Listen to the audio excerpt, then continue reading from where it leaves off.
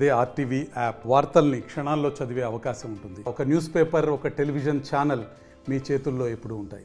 మొన్న కేంద్ర ప్రభుత్వం ప్రవేశపెట్టినటువంటి బడ్జెట్ యావత్తు భారత ప్రజలను మోసం చేసినటువంటి ఓటాన్ అకౌంట్ బడ్జెట్. ఎందుకంటే 2019 పార్లమెంట్ ఎన్నికలకు ముందు కూడా భారతీయ జనతా పార్టీ ఆధ్వర్యంలోని అవాల్టి కేంద్ర ప్రభుత్వం ఇదే విధంగా ఓటాన్ అకౌంట్ బడ్జెట్ను ప్రవేశపెట్టి తదుపరి ఆర్థిక వార్షిక సంవత్సరంలో పూర్తిగా దాన్ని తూట్లు పొడిచినటువంటి వైనాన్ని ఇవాళటి ఓటాన్ అకౌంట్ బడ్జెట్ కూడా అదేవిధంగా ఉంటుందనడానికి నిదర్శనము. ఎందుకంటే గౌరవనీయురాలైన నిర్మలా సీతారామన్ గారు మాట్లాడుతూ అనేక అంశాలను వాటిలో పొందుపరచడం జరిగింది. కేంద్ర ప్రభుత్వ బడ్జెట్ అంటే భారత ప్రజలు ఎన్నో ఆశలతో తమ జీవన స్థితిగతులను మార్చే బడ్జెట్ ఉంటుందని ఆశిస్తారు. కేవలం ఆర్థికపరమైనటువంటి ఎదుగుదల, పెరుగుదల, ఖర్చు, రాబడి, వనరుల సమకూర్పు అనేది మాత్రమే ఉంటుంది బడ్జెట్లో. కానీ దౌర్భాగ్యం ఏంటంటే ఈ ఓటాన్ అకౌంట్ బడ్జెట్లో రేపు ఏప్రిల్లో పార్లమెంట్ ఎన్నికలు వస్తున్నాయి కాబట్టి వారు రామమందిరం అనే ఒక విషయాన్ని ప్రస్తావించిండ్రు. రామమందిరం అనేది ప్రభుత్వపరమైనటువంటి కట్టడం కాదు, భారతీయ జనతా పార్టీ పరమైన కట్టడం కాదు. ఒక ట్రస్టీ రామమందిరం కోసం విధిగా ఉంది. సుప్రీంకోర్టు ఇచ్చినటువంటి తీర్పును అనుసరించి ఆ ట్రస్టీ కట్టుతున్నటువంటి కట్టడము.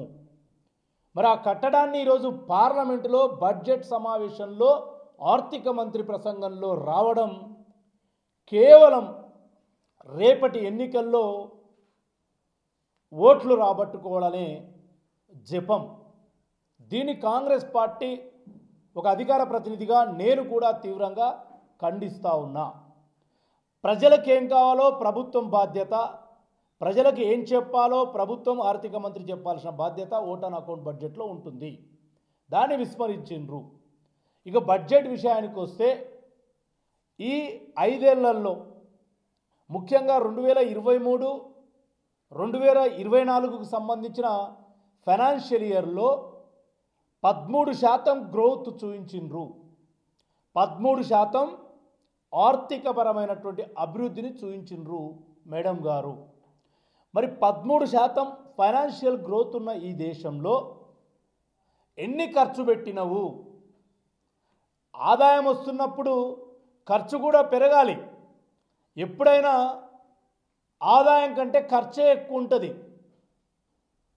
కానీ దౌర్భాగ్యం ఏంటంటే మొన్న నిర్మలా సీతారామన్ గారు చెప్పిన బడ్జెట్లో 13% ఆదాయం పెరిగితే 42%కి వ్యయం పడిపోయింది, అంటే ఖర్చు పడిపోయింది. తలసరి ప్రజలకు ఖర్చు పెట్టే డబ్బు 42%కి తగ్గిపోయింది. మరి ఎక్కడ పోయింది ఆ రాబడి అంతా? దేశంలో ఉన్నటువంటి భారతీయ జనతా పార్టీ కేంద్ర ప్రభుత్వానికి సంబంధించిన పార్టీకి అనుచరులుగా లేదా పెట్టుబడిదారులుగా ఉంటున్న 11 మంది దేశీయ వ్యాపారస్తుల కోసం లక్షల కోట్ల రూపాయలు రైట్ ఆఫ్ ప్రకటించడం వల్ల ఈ యొక్క పెరిగిన ఆదాయం ఆ 11 మంది కార్పొరేట్ వ్యక్తులకు వెళ్ళింది. 1,34,000 కోట్ల ప్రజలకు ఎవరికి కూడా రాలేదు. ఇది సత్యం. దీని గురించి బీజేపీ వాళ్ళు ఎక్కడైనా మాట్లాడితే నేను రెడీ, లెక్కలతో సహాయంగా. ఒక్క దేశంలో ప్రాజెక్టు గురించి ప్రస్తావన రాలేదు. మహబూబ్ నగర్ తీసుకుంటే మన పైనున్నటువంటి అప్పర్ భద్రాకు, గద్వాల, అలంపూర్కు నష్టం చేసే అప్పర్ భద్రకు 6,200 కోట్లతో ఏప్రిల్ 21, 2022 రోజు బండి సంజయ్ పాదయాత్ర చేస్తున్న సమయంలో జాతీయ హోదా ఇచ్చిండ్రు. మరి 10,30,000 ఎకరాలకు నీరు అందించే సాగునీరు, తాగునీరు పాలమూరు రంగారెడ్డి లిఫ్ట్ ఇరిగేషన్కు జాతీయ హోదా ప్రస్తావన రాలేదు. ఇలా బీజేపీ వాళ్ళు ఏం ముఖం పెట్టుకొని రేపు ఎంపీ ఎన్నికల్లో నిలబడతారు, ఓట్లు అడుగుతారని నేను కాంగ్రెస్ పార్టీ నుంచి మాట్లాడుతున్నా. నిన్న నిర్మలా సీతారామన్ గారి బడ్జెట్ ప్రసంగంలో పాలమూరుకు సంబంధించిన ఒక రైల్వే ప్రాజెక్టు కానీ, ఒక నీటిపారుదల ప్రాజెక్టుకు జాతీయ హోదా కానీ ఏదీ ప్రస్తావన లేదు. పైపెచ్చు ఇవాళ ఎన్ఆర్ఈజీఎస్కు నిధులు తక్కువ చేసిండ్రు. దాని గురించి కూడా పాలమూరు బీజేపీ వాళ్ళు, రాష్ట్ర బీజేపీ వాళ్ళు మాట్లాడతలేరు. ఇలా వ్యవసాయ రంగానికి వస్తే 2018 నుంచి 2022 వరకు 4 ఏళ్లలో వ్యవసాయానికి కేటాయించినటువంటి నిధుల నుంచి 1,05,314 కోట్ల రూపాయలను ఖర్చు చేయకుండా తిరిగి సరెండర్ చేయడం జరిగింది. పాత్రికేయ మిత్రులారా, మీరు కూడా ఇంపార్టెంట్ పాయింట్ ఇది. 2018 నుంచి 2022 వరకు 4 ఫైనాన్షియల్ ఇయర్స్లో వ్యవసాయ రంగానికి కేటాయించినటువంటి నిధులను ఖర్చు పెట్టకుండా 1,05,314 కోట్ల రూపాయలను సరెండర్ చేసుకున్నది. భారత ప్రజలకు, భారత రైతులకు ఎవరికి ఉపయోగపడలే ఈ 1,05,314 కోట్లు. ఇంత అసమర్థ ప్రభుత్వం. ఈరోజు మోడీ 2014లో ప్రధానమంత్రి అయినప్పుడు 2020 వరకు రైతులను రాజులను చేస్తామని ప్రకటించిండు. మరి 1,05,314 కోట్ల మా ప్రజల పన్నుల రూపేణా ఉన్న కేటాయింపును ఎందుకు ఖర్చు పెట్టలేకపోయిందని నేను బీజేపీ వాళ్ళని అడుగుతా ఉన్నా. ఇవాళ బడా వ్యాపారస్తులకేమో రైట్ ఆఫ్ ఇస్తున్నారు. రైతులు వాడుకునే పనిముట్లు ఏవైతే ఉన్నాయో వ్యవసాయ పనిముట్ల మీద 18% జీఎస్టీ వేసి రైతుల ముక్కు పిండి వాళ్ళు కొనుగోలు చేసే పరికరాలతో వసూలు చేస్తున్నది భారతీయ జనతా పార్టీ ప్రభుత్వం కాదా అని నేను అడుగుతా ఉన్నా. 2014 వరకు ఈ భారతదేశంలో సగటున రోజు 12 మంది రైతులు ఆత్మహత్య చేసుకుంటే ఇవాళ బీజేపీ ప్రభుత్వం వచ్చిన ఈ 10 ఏళ్లలో సగటున 32 మంది రైతులు ఆత్మహత్యలు చేసుకుంటున్నారు దేశవ్యాప్తంగా. అంటే ఆత్మహత్యల పర్సెంటేజు 100కు 300% పెంచింది ఈ బీజేపీ ప్రభుత్వం వచ్చిన తర్వాత. 90% మంది రైతులు ఈరోజు అప్పుల ఊబిలో కొట్టుకుపోతుంటే రైతులను అప్పుల బారి నుంచి కాపాడే రైతు రుణమాఫీ లేదు, రైతు సబ్సిడీ లేదు, రైతులు కొనుగోలు చేసే పరికరాల మీద సబ్సిడీ లేకపోగా 18% కొనుగోలులో జీఎస్టీని విధించి రైతులను మోసం చేస్తుంది ఈ ప్రభుత్వం.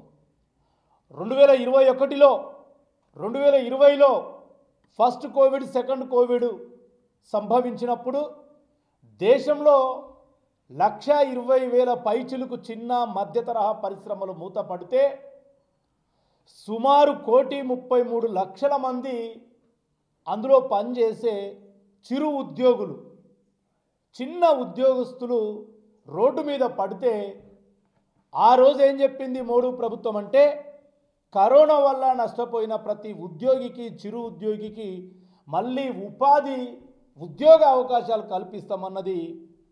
ఇవాల్టికి వాళ్ళకు ఉద్యోగ ఉపాధి అవకాశాలు కల్పించలేదు.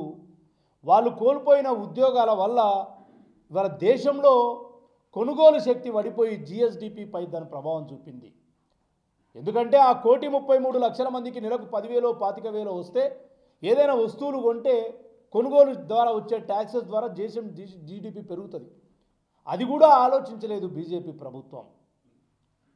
అదే కాకుండా భారతీయ జనతా పార్టీ ఉద్యోగస్తుల విషయానికి వస్తే 2014లో 2019లో వాళ్ళ ఎన్నికల మేనిఫెస్టోలో ఉంది ఇన్కమ్ ట్యాక్స్ పరిధిని మేము పెంచుతామని, అంటే ఆ ఇన్కమ్ ట్యాక్స్ పడే ఆ యొక్క టారిఫ్ను మేము పెంచుతామని చెప్పడం జరిగింది. దాని ప్రస్తావనే మొన్న నిర్మలా సీతారామన్ గారి ప్రసంగంలో ఎక్కడా లేదు. మధ్యతరగతి వాళ్లకు ఎక్కడ ఒక సింగిల్ వర్డ్, సింగిల్ డిజిట్ లేదు. బీద వాళ్ళ కోసం లేదు. దేశంలో వైద్య రంగానికి సంబంధించినటువంటి మాట లేదు. దేశంలో విద్యారంగానికి సంబంధించిన మాట లేదు. కేవలం 10-11 మంది కార్పొరేటు రంగాల్లో ఉన్న దిగ్గజాల కోసం ఉపయోగపడే బడ్జెట్నే ఓటాన్ అకౌంట్గా నిర్మలా సీతారామన్ గారు ప్రవేశపెట్టినరు. ఇది చాలామంది అనొచ్చు, నా వీడియో చూసినా లేదా పేపర్లో మా మిత్రులు రాస్తే, అరే ఇది ఓటాన్ అకౌంట్ బడ్జెటే కదా, 3 నెలలకు ఏం పోయింది హర్షవర్ధన్ ఇంతగానో మొత్తుకుంటున్నాని.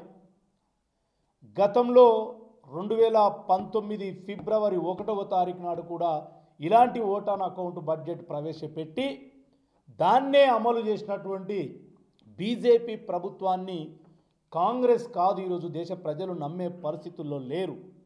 కాబట్టే నిన్నటి బడ్జెట్ మోసపూరితమైన బడ్జెట్గా మా పార్టీ తెలంగాణ ప్రజలకు తెలియజేస్తూ ఉంది, దేశ ప్రజలకు కూడా.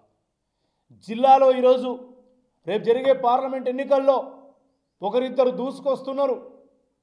వాళ్ళు ఒక్క మాటైనా బడ్జెట్ గురించి మాట్లాడినరా? ఈ జిల్లా ప్రస్తావన లేని బడ్జెట్ గురించి వారెందుకు నోరు విప్పడం లేదు?